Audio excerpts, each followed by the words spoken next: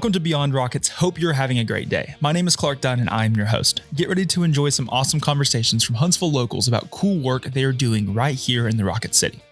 You can connect with us on social media at Beyond Rockets, and if you're interested in doing a podcast yourself, I'd love to hear from you. You can visit my website, beyondrockets.com today, or connect with me on LinkedIn at Clark Dunn. Sit back and enjoy this episode of Beyond Rockets. Well, welcome to the podcast. Hey, excited to be here. Thanks, Clark. I'm looking forward to it. Would you like to introduce yourself and we'll kind of get started there? Yeah, so Zack Penney, born and raised here in Huntsville, Alabama, and husband, father, and CEO of some automotive businesses. Yeah, and so people will probably recognize the name Bill Penney Toyota. Y'all are one of the oldest Toyota dealer in the state of Alabama. That's correct. About to celebrate 60 years in 2027, which is crazy to think about. Let's take us back to growing up here in Huntsville. Obviously, your family had a legacy already kind of built. Your grandfather started the business. Talk about growing up here and kind of your memories growing up here and your maybe first memories in the dealership. Yeah, sure. So actually born and raised, I say I'm from Huntsville, but I'm really from Gurley. Okay. So my parents live on a farm in Gurley. But all my life, they've lived there for close to 50 years. So me and both of my sisters were born there. So that was kind of cool. They've always been the same place, still live on the farm. So grew up on the farm, went to Randolph School here locally. So we actually came into town and played sports. All my sports were located in town. So it was a cool opportunity. I was a big soccer player, so was able to meet lots of people I played soccer with a bunch of guys from Huntsville and Grissom, and played, baseball growing up with guys from Lee. So it was cool to kind of meet, kids from all over the town throughout. But it's a very different city, than was even the country was very different back then from what it established. So born and raised here, went to Randolph for 13 years, K through 12, and then went on to Auburn. Yeah. That's the only place I've ever lived other than Huntsville. So yeah, and so take us. What do you remember about the dealership, the family business, your dad running it, seeing your grandfather be a part of it? What do you remember kind of that first memory, maybe going with them to work or being in the dealership and seeing them operate? Like, is there a key memory growing up that you're like, oh, that's like the first moment that I remember being there? Yeah. So it's funny, you look back and, I guess the dealership was always there, right? But my dad did a pretty excellent job of separating, work from when home, and he did a pretty good job of being home, and we work on the farm and enjoy that time together. But it's funny when you have certain memories of, I think back in, so we were Oldsmobile dealer that was our flagship dealership for years and years and years. And I remember a commercial that comes up that they had actually put me and my sisters with. So that was kind of cool. And at that time, it was located on Meridian Street. It was just kind of right downtown Huntsville, in the parking lot, kind of where Ambooth's Lumberyard is. Yeah, that was actually the dealership right there in the parking lot. How long was the dealership at that location? Oh, I would say that probably in the late 40s. And I know the 50s it was there because I have some old newspaper articles actually in our dealership out on University. So it's kind of cool to see all the salesmen and even my dad, like back with a mustache, and my granddad from the 50s. But that was there, and our collision center was actually located somewhat close to where the skate park is. Wow. Right across the train tracks right there. So a lot of that was the core automotive dealership kind of hub right there. When you look back at even Dallas Mill Deli, that was our dealership. And then we moved out in the 1980s, early 80s, to where we are in University and Wynn. Okay. And then, so, did you growing up, obviously your great grandfather starts this, your dad begins to work in the business. Was there always an expectation for you to join the business, or did your dad kind of, with that separation, it could have been that he was like, no, go find your own path? Or did he always kind of instill it in you like, hey, like this is always an opportunity for you to come back and we would really want it to happen? Or what was that dynamic like? It was funny because it was never like a moment or a thing. So I was always around the business. So in high school, I worked on the farm, but also come in and I'd mow the grass, I'd wash cars, just kind of work around the business. And there was really never that discussion. So I ended up kind of graduating Randolph, went to Auburn, and just educated down there. Now I guess we never said, hey, do you want to come back? I think it was just kind of assumed. I think I wanted to, but I didn't even know what I wanted, really. I didn't even know what I was asking for. So like when you went to Auburn and to pursue your business degree, did you have sort of that in like, hey, this is the kind of job I want to have? Or did you just So I kind of think it it was was just a kind of good a path. unspoken, Okay. so it was like, okay, I think I'll come back and join the family business. So I actually studied entrepreneurial and family business. So that was kind of cool. Mhm. It was a new opportunity down there, a new course that I was able to take, and it was really people looking to be entrepreneurs and start up businesses, but also take over family businesses. Yeah. So that was kind of cool Yeah, to and do that. I think it's interesting. I was watching one of the videos earlier this week Mhm. of kind of preparing for this conversation, and the story of your grandfather even starting it. I mean, in the Navy, borrowed money from friends in California, Yeah, got money enough money to buy a car, drove it back yeah, east, broke down, changed tires, had to fix it, got it back here, and ended up selling it and making some money. And that yeah, was sort of the first kind of, hey, maybe there's a business here. yeah. And I think that's such an interesting thing because I think what was it, your grandparents are from, like, the Paint Rock Valley That's exactly right. area, and so, I mean, that's just a kind of a full circle thing to then see that dealership, your dad being a part of it on Meridian to then moving in the Yeah. '80s, and then you ultimately coming back. What was you graduate from Auburn, you kinda finish up your Mhm. college there, you move back to did you always know you were gonna move back to Huntsville? Yeah, 'Cause I think it okay, was so. It was kinda like I'm gonna get in the business yeah. and it was a whirlwind. Were you excited about the idea of living in Huntsville, like, Yeah, post-college? Because I feel like there's a lot of that maybe at the time, it is interesting. even in not that long ago. I mean, you could even have asked I graduated high school in 2017, Mhm. and there's plenty of people that growing up and graduating high school with me that were like, "Hey, we're gonna go somewhere else." Yeah. Like, there's just not enough here. Did you ever feel as though, like, an itch or was Auburn that enough of an itch that said, "Hey, now I'm ready to come back?" Yeah, I think that I've always loved it here. Like, even t now, my wife and I we've traveled the world and, like, seen a lot of amazing things, but it's like, there's something about North Alabama when you come back here, Mm, like, it's incredible. Um, so really, and I grew up on the farm, so it's like, going to the city was nice, we'd go see go to the malls and stuff like that, so but, I mean, definitely the lifestyle when you look at, when I had, peers from high school and stuff like that, moving back to Huntsville, people weren't just fired up, they're like, "Well, I'm ready to go do something," go to Birmingham, go to Nashville, mm, go to, other markets. I had college roommates going to New York, and just big things, and I was like, "Okay, well, let's go back here, and look at it," and it's been incredible just to see how it's changed. mm. Even the last 10 years, 15 years, where maybe it wasn't really exciting for young, single people to come to Huntsville, but now it's, like, thriving. There's nightlife, Yeah, I mean, music. I mean, it's there's just so changed so much much, and appealing. like, we were talking about it a little bit off air just with the downtown scene itself. Mhm. I mean, it's just completely blossomed in the last 10, 12 years, which is incredible to see. When you come back from college, what was sort of that first like, that was your first official role, I Yeah, guess, in 2004 with the dealership. What was that role? What yeah. was your position at that time? Sure. So I'll tell you, so I went to Auburn 2000 to '04, and I graduated December of '04. So I took 4.5 years. I met my bride down there, and she's actually from Florence, Alabama. So she had got out, in May around this time of year. But I talk about a whirlwind. So I graduated in December, moved back in with my parents in like late December.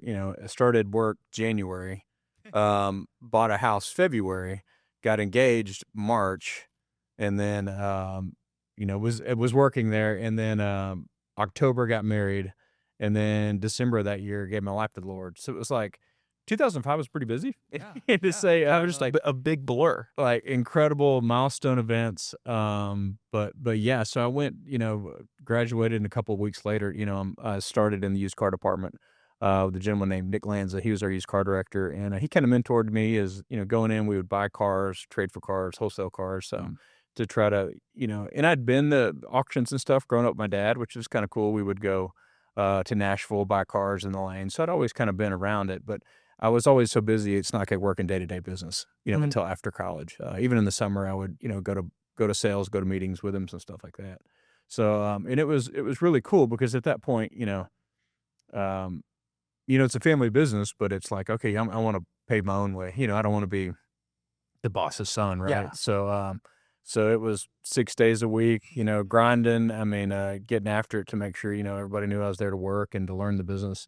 An incredible opportunity to Yeah, do that. and, like, I think in the video I was watching, you were like, it was a couple years ago, and you were Mhm, about a 330 plus employees, and at the mhm. time, Yeah. when you joined in 2004, how big was business at that time? It's interesting to kind of even look back because at that time I was kind of minding my own business. I was working in used cars, so I wasn't over like the mass, I probably wouldn't even ask them those questions like, "Hey, Mhm. like, what is the whole," what is the my vision wasn't quite there to Yeah. like, what is the It whole was just like, business look "Hey, like? here's my 6 days a week Yeah, grind. I'm gonna learn this yeah. and get to know this. The rest, it's like My job at is some learn point, but not now." appraise cars, look at cars, learn Mhm. how to acquire cars, for that's a big part of our Yeah. business. And then I went on to service. So I started at, the very beginning, I was a porter back there. So people come in and I grab their car, so I started the very early positions. Then I was a shop dispatcher, was able to work parts department, collision department.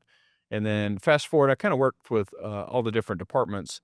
And then in 2006, 7, around there, really 7, 2007, I ended up going NADA, which is National Auto Dealer Association, and went through an actual course study to become a dealer. So it's a Okay. automotive university, a year-long program.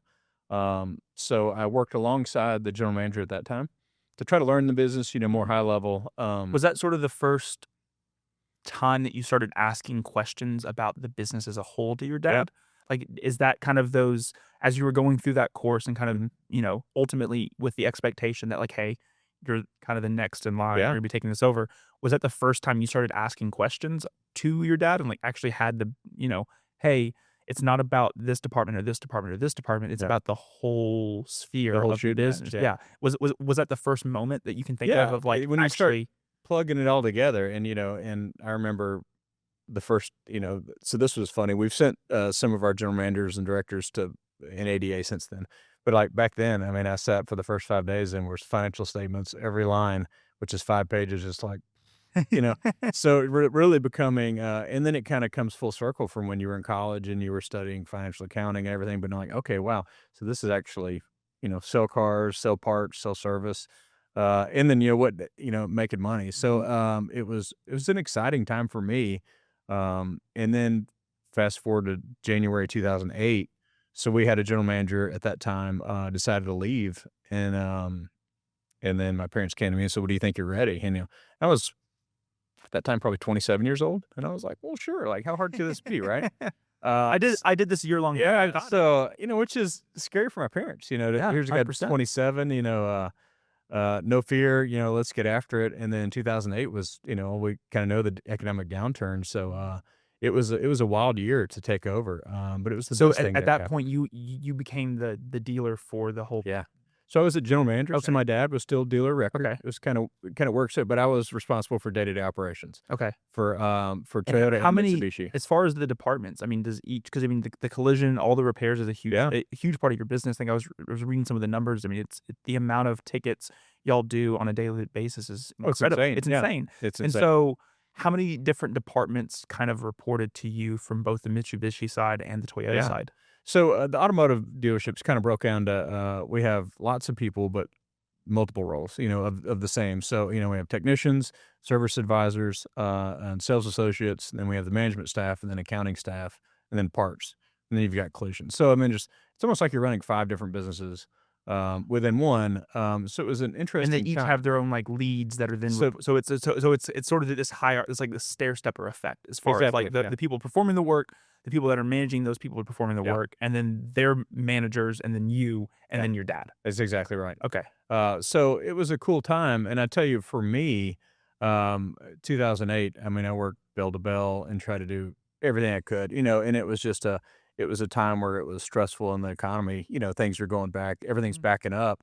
But I was out to, prove everything. Yeah, And at like, "I that got time, this." I mean, I'd studied all the financial statements of general managers of past, so I wanted to, of course, make my dad and mom proud and our business proud and say, I want to go out and crush everybody that's come before me, Mhm. just not because I'm the boss's son, but because I'm capable. And that was a tough year, but we made it through and we actually got aggressive and took market share where a lot of people cut employees and cut advertising. We kept our foot on the gas and were able to steal market share. And it Yeah. was an exciting time. But that year really taught me about that it took more than myself, right? Mm. It was that was the first time where I saw, leadership and team building was gonna be the important for my success. And that's really where I started to work on my director staff, with a dynamic management team that I began to build the team and upgrade, and it just changed everything. Yeah, and so when was it '09 or 2010 when you kind of became the dealer Yeah. So it was actually all the way till, so I took over as general manager in Okay. 2008, so managed data operations, and it wasn't until 2018. Wow. So it was about 10 years I stayed in that role. Yeah. What was it like working with your dad at that point? Yeah, As you've, that first couple years as general manager, it's a whirlwind. yeah, Trying to figure out everything. You're trying to make sure like you got a little bit to prove. yeah, You said you were 27 yeah, and I mean, there's a lot of moving parts. It's an interesting time in financial and just the history, yeah, just downturns and everything like that. What was that dynamic like? yeah. Were you able to you mentioned before your dad was a really good job of separating. Mhm. Yeah. Were you as good of a job as separating it at that time from, you're married, newly married, Yeah, yeah, your dad's your boss, you're also the boss, like, yeah. what was that like? It was, and it is interesting, but I'd say my dad did a great job of, stepping back and let me have the autonomy to run the business, that I saw fit, Mm. and make mistakes, made plenty of mistakes, but he was always there, and he wouldn't necessarily, he was there a couple days a week, but he gave me space, Yeah. and we would go to lunch, and, he was always there to visit, like, "Hey, what do you do in this But situation down but, like, here?" as Like, far as, like, those family things, it was never about no. work. It was Yeah. about family. But I'll tell you, running a family business, and some people see that, um, sometimes it could consume your relationship. It was, wherever we go to lunch or something, we want to talk about, we want to Work. talk about, hey, Yeah. and, so we're selling these many cars, this going on, which kind of gets taxing for somebody like my mom at family dinner, Yeah. or even my wife. It's like, okay, it's enough family, business stuff. But, Mm. so later on in life, I mean, it was at some point. So he's fully exited now and, retired. And now it's fun because like, he's just my He gets to dad. ask Yeah. questions sometimes too, and Yeah, he's he's like, like, "Oh, "What's how's it going going?" on?" But But it's it's like like, he's just my dad, he gets he's to enjoy just the farm, he gets to enjoy his yeah, grandkids, he gets to enjoy that element of yeah. but it's interesting, is like when we talked with Brian Cook, Cook's Mhm. Museum recently, he talked about kind of that, like, his grandparents getting to see when they cut the ribbon at the museum, Yeah, and, like, his role his dad played and his grandparents played, and, like, working late into their life yeah, doing it, and it's just one of those things. It's like, yes, it's a family business, but there's also such a passion for it yeah. that, there it does feel like work, but there's also moments where it just feels like, this is a fun thing, like, we get to really enjoy it, and we get to enjoy it together. Yeah, because 'Cause I've seen it go a lot of different ways. I've got a lot of friends with, multi-generation businesses and, like and maybe the operator's so ingrained in it, they can't get Mhm. out, Yeah, it's So tough. I went to Auburn with another dealer, that his dad they just sold out because, like, his dad couldn't let go and wasn't willing Mhm. to really it's just too deep, Thankfully, my dad was able to back up and go to the farm and kinda, uh pass it over, which is, give the opportunity to buy the business and, take it and maybe look at another generation. So Yeah. it's really cool. Family business is tough. It has its fruits and it has its challenges, but it's I'm lucky in that manner to be able to I was able to look at the business and really establish the culture and really work on that. Because that changed, I think, everything for our Yeah. business, And then, I mean, 2018, not too long after, you really expanded the business. yeah. 2020, you really kind of became a, very growth-heavy Mhm. year for y'all. It Yeah. was a very interesting year in the world itself, but also a very growth year for y'all. Talk about some of the expansions and kind of what your thought process went into looking at the Jasper area Yeah. and kind of that 2020, because it was probably something that was really in conversation in 2019. Mhm.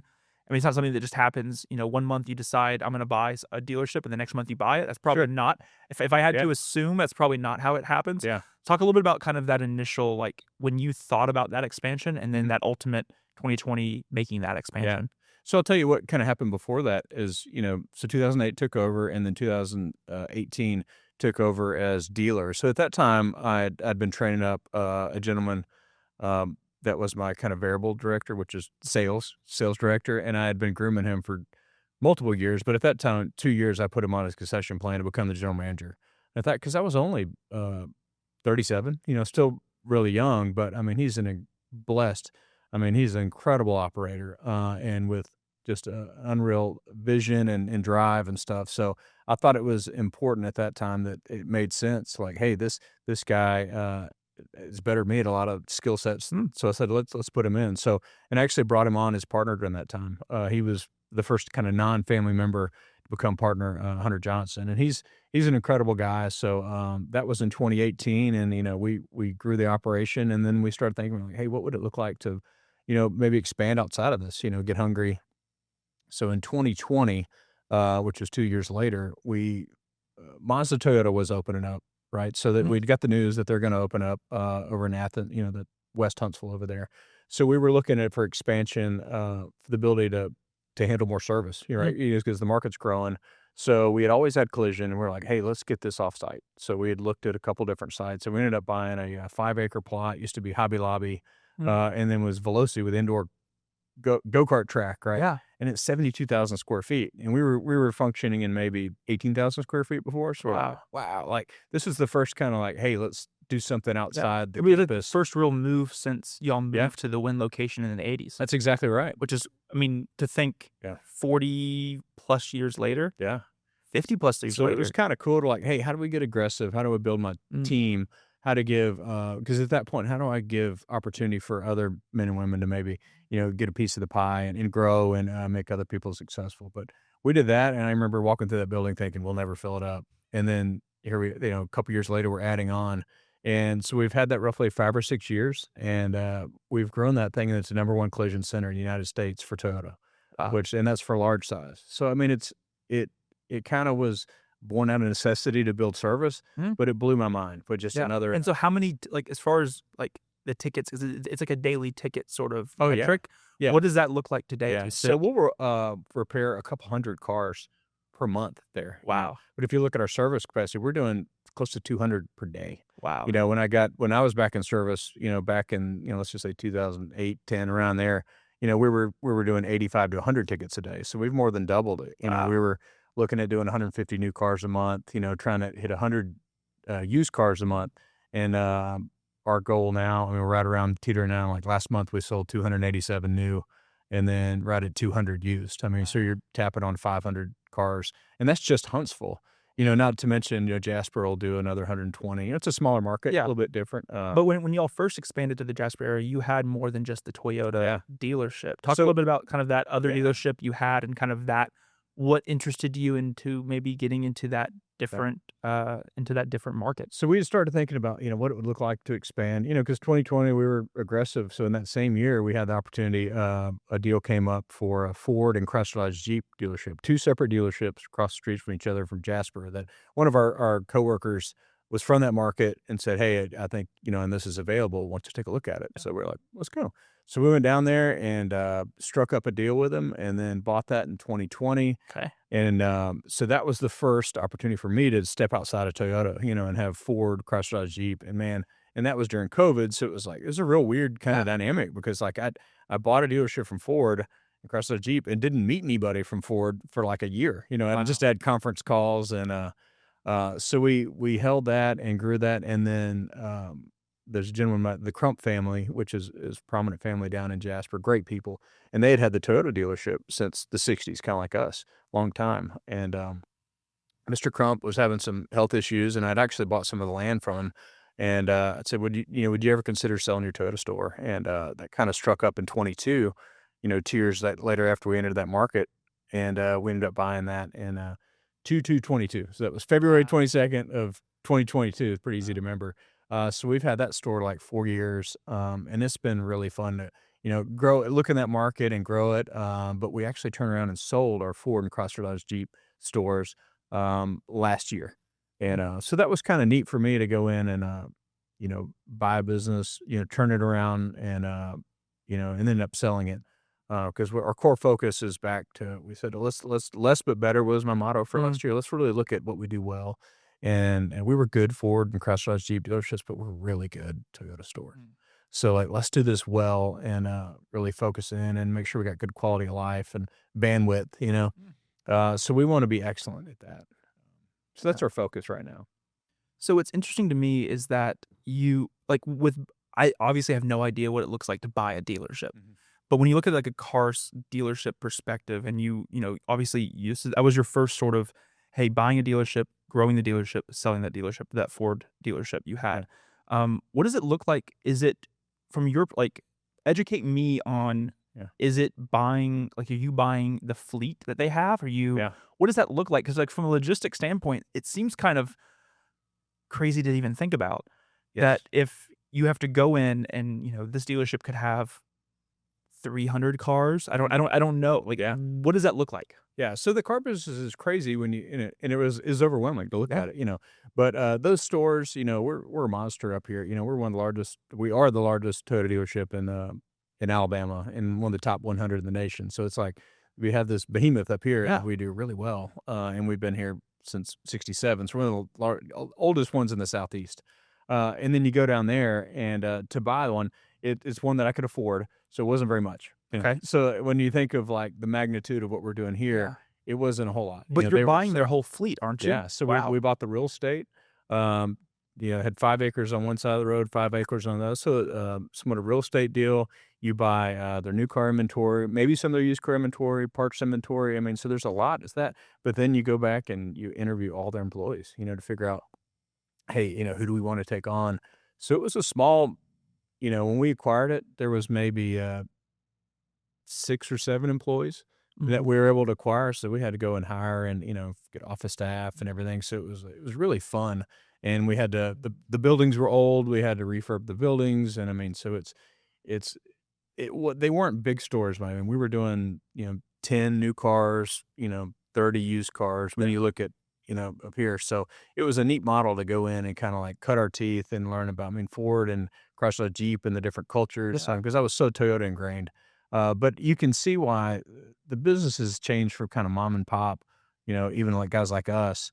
It's so capital intensive to go in. I mean, you just have to have so much liquid cash to go in and buy. That's why you see a lot of private equity and you see these Mhm. larger, Berkshire Hathaways and Auto Nations and stuff, just because it's so expensive to go in. So these stores were affordable for me, which they felt like I was stretching Yeah. to the moon. What was your time like to take me back to that, like buying the dealership and that initial growth? Your time is probably spent heavily there. Yeah, What was it like for you on like a day to day or week to week sure. perspective of splitting your time between the two? Obviously, the dealership here is kind of not self operative, but it Yeah, is it kind of runs it can run itself a little yeah. bit. You have the infrastructure built, you have the team built, you have the people in place. This dealership now, like, what was your time? What was it? What did it look like back Yeah, then? it was a lot of time, a lot of headaches, a lot of stress, because you look at something small, and you think it would be easier. But sometimes when you look at like this store, we've got roughly 250 employees, like there's redundancy, right? Yeah. So like Someone's doing it, some in someone my else has parts already done it. department, Yeah. I've got 12 guys in my parts department. So if somebody's sick or somebody's out or getting married or on vacation, like you've got 10 more guys to pull it. When you're down there, you have like one of everything at best. We had one parts guy, maybe four And the other technicians. ones don't really know that Yeah. department. Like, everyone like, I guess there is a lot of probably here, Yeah. you have a lot of people that maybe aren't in that particular department that have That's right. moved to different departments, but know how that department is Yeah. run. While there, it's like you have 4 people, 4 different departments, and they only know those 4 Yeah. departments. And we had the opportunity to grow some of the people from the Huntsville, and take down there and say, Yeah. hey, I want you to be the service manager now. But you're talking about, Ford programs, Chrysler Dodge Jeep program, like totally different programs. Mm. So kind of learning, what their ways of their systems and stuff. So it was a lot of fun, but I think that's ultimately why we decided to sell them. Like, because What did that growth look like from you buying it at like, what the yeah, dealership was doing when you bought it in 2020 to yeah, 3 years later, what was it doing when you ended yeah. up selling it? Yeah, so it was almost close to closed when we bought it. It was just there wasn't much. We actually closed it down to rehab. Like told the manufacturer, like, hey, we're going to shut it down for 2 weeks. Like we got to remodel the store, Mm. get some stuff in line before we get going. So I mean, they were selling 8 to 10 new cars. We were able to probably double it within 2 years. Used cars, we were able to pretty much triple it. We get a service staff in there, so we were able to build it into a viable business Mm. that could make money.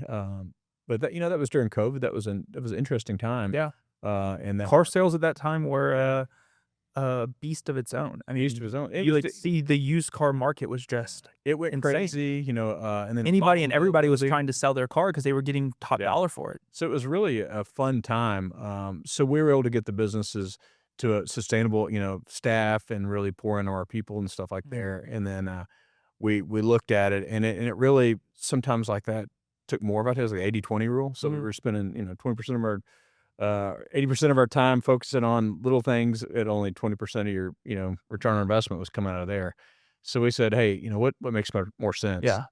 So we had somebody approach us and we said, you know what, we'll look at that. And we ended up selling it to them. So hopefully, and we made sure the staff was taken care of. Some of them came to work at our Toyota store, and we're like, "Hey, now it's nice," because I was working multiple days a week. I'd kinda set up on Thursdays was our day. We'd go back and we'd meet with the, department heads in Jasper, 'cause it's about an hour and 15-minute drive for me. But I enjoyed it, to see a new different market, and, I've got a great general manager that came out of our Huntsville store down there, and he does a great job just because I've always said, I wouldn't mind growing, but I wanna make sure it's the same experience for our employees, Mm. and our customers that we have out of our home, office, because our mission statement is to enrich our companies exist to enrich the lives of our employees and our customers and communities we serve, and we really believe on that. Like, I wanna take care of my employees first, right? Mm. And it's been successful because I wanna make sure, like, I'm not down in Jasper every day, right? Mm. And that's a whole different thing. My office is in Huntsville, but it's still down there a couple times a month, like, go visit with the staff, so I just wanna make sure they're getting our customers are getting that same experience, even our employees are getting that same experience, um, throughout the Yeah. corporation. I guess that was a scalability thing. Yeah, and so when you get the ability to be a dealer, Mhm. did you have to get a dealer is it solely based on the brand, or is it can you Yeah. be a car dealer for any like, did you have to do anything extra when you got that Ford dealership Yeah. versus being a dealer for Toyota? Sure. Yeah, you have to interview, Okay. and go through Is accreditation. it like So, a like, whole other course? it's a whole other it's, kinda look at your resume, look Okay. at, key metrics, your job experience. So, yeah, just because wanna buy a dealership doesn't mean that you can go buy a dealership. Yeah. You have to have accredited, operator, so Mm. they look at, hey, you have to have an operator that's, you know, uh, has the ability and hands-on enough to do it. So that's why it's really important. So and they'll have to approve a lot of times a general manager and also a dealer operator. Yeah, and I So mean, it's incredible to think because like you said, like, that was sort of your first I mean, taking you back to your degree you got at mhm, Auburn, like, entrepreneurial, that side of that degree, mhm. buying and selling that dealership was that first s technically, I would say, is your Yeah, first entrepreneurial like, the family 100%. side of your business, the family side of your degree, you were doing right out of college. Yeah. The entrepreneurial side of your degree, yes, you were doing it out of college, but you were really doing it in 2020. Yeah. Like, that was your first, like, "Hey, we're gonna buy this, we're gonna grow this." Did you know at that quickly you were gonna sell it, or did it just the No, timing I just think it kinda just kinda worked? happened, I'm part of a C12 group. So C12 is a Christian CEO group here, and I was, going through that group and kinda, and prayerfully looking at it at that year of like, hey, simplifying and stuff, and it was like, okay, like, hey, does this make sense? Because at one point, my business card goes from this to, it's cool. I've got 7 franchises on Yeah. my business card. You're the CEO. Like, wow, like that's cool and stuff. But like, what really matters? At the Mhm. end of the day, like, hey, does it really matter? So I looked at, maybe less would be better. Yeah. Like I would be just as happy. Like, so we actually had Mitsubishi for 25 years in Huntsville, and I looked at that and said strategically, like, hey, like Toyota's one of the global leadership. I mean, they're incredible, right? And I've had a long history with them. Like, what would it look like if we just did that really well, right? And Mm. don't have any Yeah. distractions. So, and we do it really well, like, and we do collision well. And so we're actually working on kind of my second entrepreneurial thing. We're actually Yeah. looking at a collision center.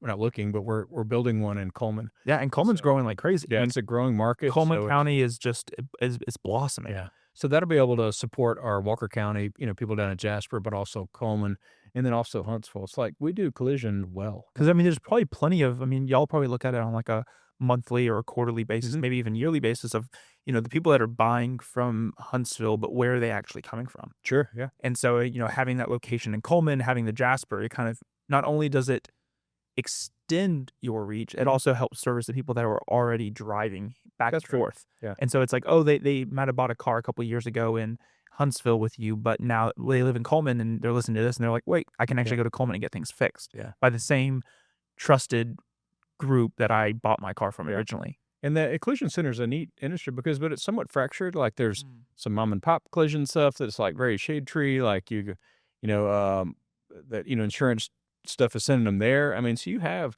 choices and people don't Yeah. realize that, like where you get your car fixed, your insurance might send you to somewhere, but like you can say, no, I want it fixed at Bill Penney or I want it fixed at XYZ. So it's important because it's like people don't look at, I mean, they've got a huge investment in their Mhm. vehicle. Like, is it fixed right? Do they know where it's going? Do they know the quality of work it's gonna make? Because it's amazing what our guys can do. Like, we did some heavy repairs. It's like they're artists, and we follow it by the book, and it's, Mm.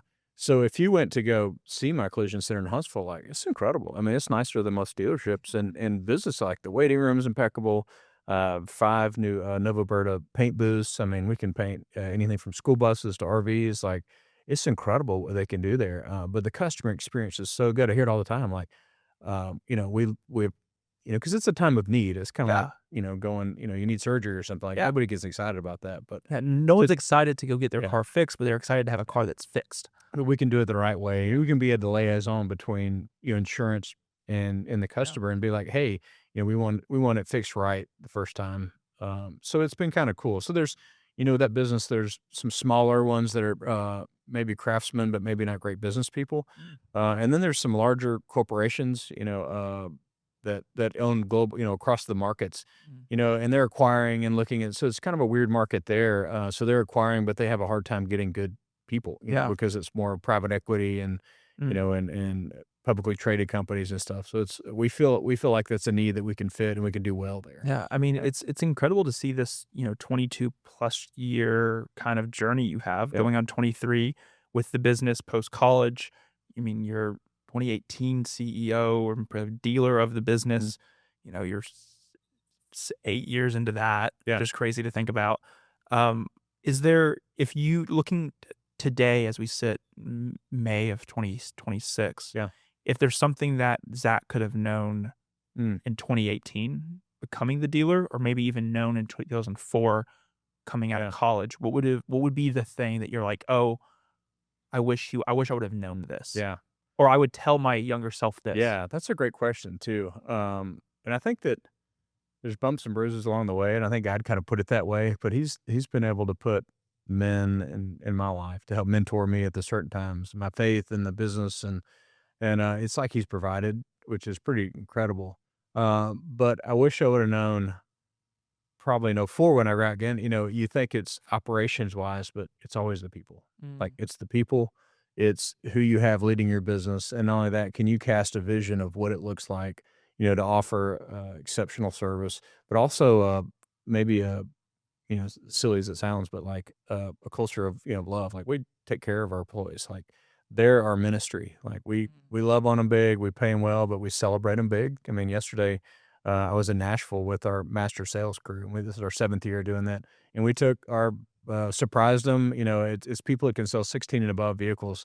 So like they're the best of the best. And they can do it month in month out. mhm. And we took them to Nashville, and we surprise them to a nice steak dinner and celebrate them, bought them belts and fill some bags and like took them on a shopping spree. But it was a cool opportunity at the dinner.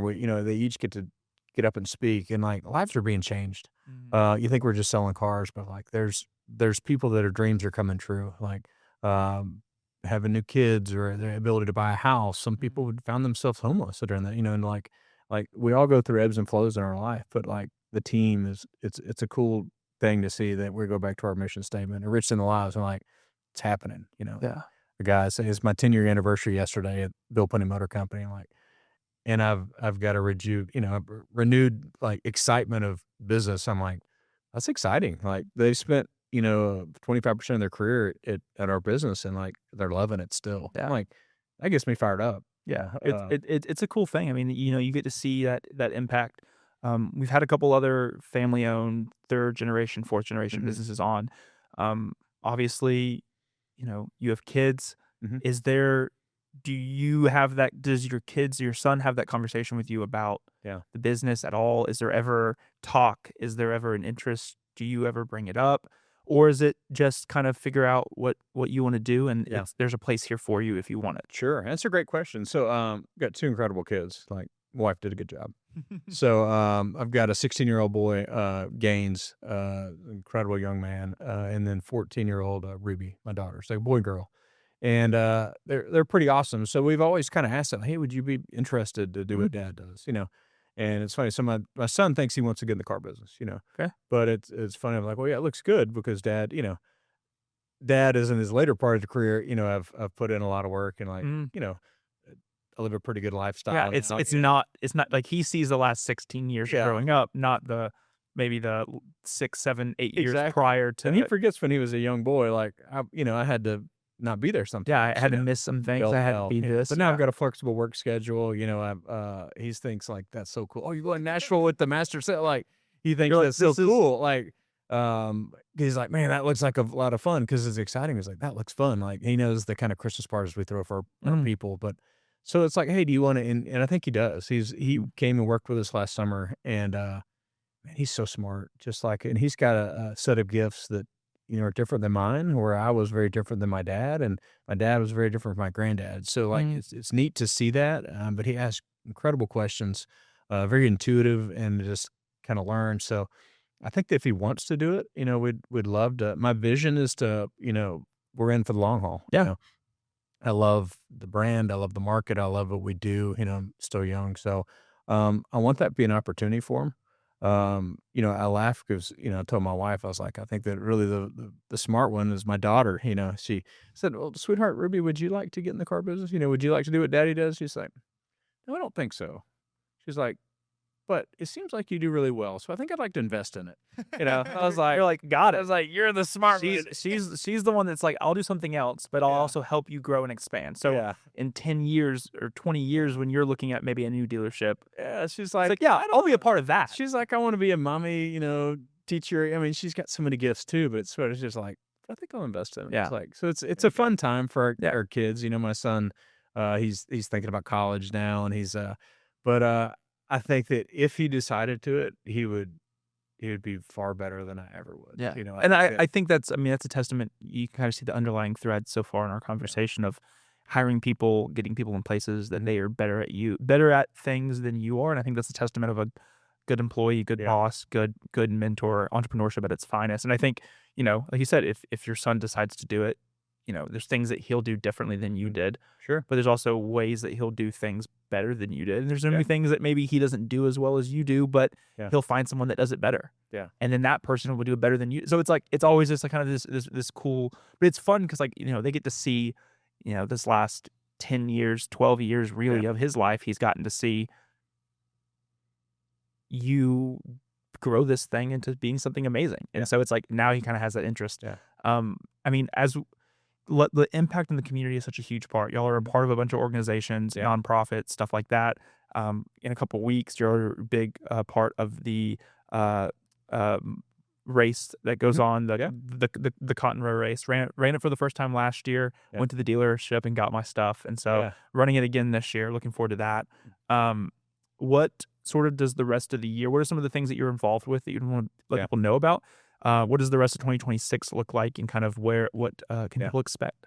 And it is kinda cool because when you look at the philanthropy, if you look at, like, rewind, you look at Huntsville, like, back in the '50s when you got space exploration coming in, like, but it really was grown by entrepreneurs and family business people, right? So if you looked at back in the day and there was these car dealers and they were kind of the pillar of the community, Yeah. right? I mean, people, they would be your philanthropists, they would be your everything, and so that's changed a little bit, Mm. because you have some big Ne corporations and and stuff. industries have come in and stuff like that to Yeah, change, and but yeah. but at the end of the day, like, in the heart of it, that's what if you look at a lot of automotive dealerships, they support the community Mm, in different ways, whatever their philanthropy looks like. Some of the things that have always been close to me is Fellowship Christian Athletes. That's always a big one because since I didn't, gave my life to Christ a little bit later, like the youth ministry is important to me, mm, and how we can do that. But we also, support so many different ones. Lincoln Village. I mean, the Cotton Row has been an incredible one because it's such a Huntsville thing. yeah. And so many soldier foundations, wounded soldiers. But even the Heart Foundation, I mean, all those kind of things, cancer. I mean, it's like there's so many amazing Mhm. not for profits out there, and you can't do them all. But kind of where my heart is to continue to pour into ministries that thrive, and kingdom based stuff is important to me. Yeah. But we've also been great partners with Toyota Trash Pandas, Toyota Field, and like Yeah. that's been awesome to see, to be plugged in. Mhm. The Huntsville Havoc, we've been with them.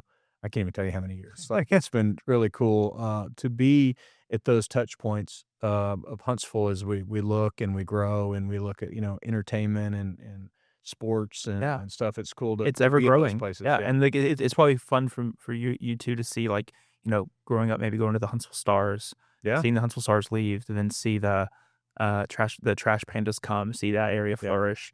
We've had Mazda Toyota, the VP on with them, and like seeing that area grow and like the impact it's had for y'all's business as well. It's like the tandem that y'all can have with that. I mean, there's so much that y'all are involved with, and it's incredible to think that, next year, this time next year, maybe you'll be celebrating 60 years. Yeah.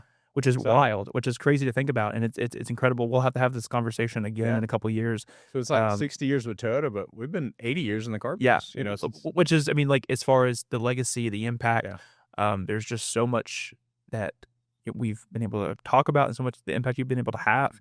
I mean, it's incredible to think about, if your son does decide to come into the business, what sort of legacy and impact he'll have.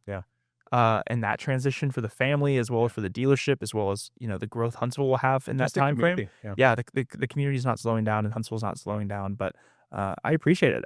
I've enjoyed having you on. It's exciting to see. And as I listen to your podcast, like what's going on in Huntsville and different business leaders and entrepreneurs, and like it's an exciting time to be in Huntsville. And I feel like it's just begun. Like it's changed so much, but the next 20 years are going to be more exciting than even the last 20. Yeah, it's going to be awesome. We'll have links to everything in the episode notes. If people want to find out more about the dealership, see what y'all have, see what's going on, be involved, connect, that'll be in the episode notes. But I appreciate it. Hey, thanks.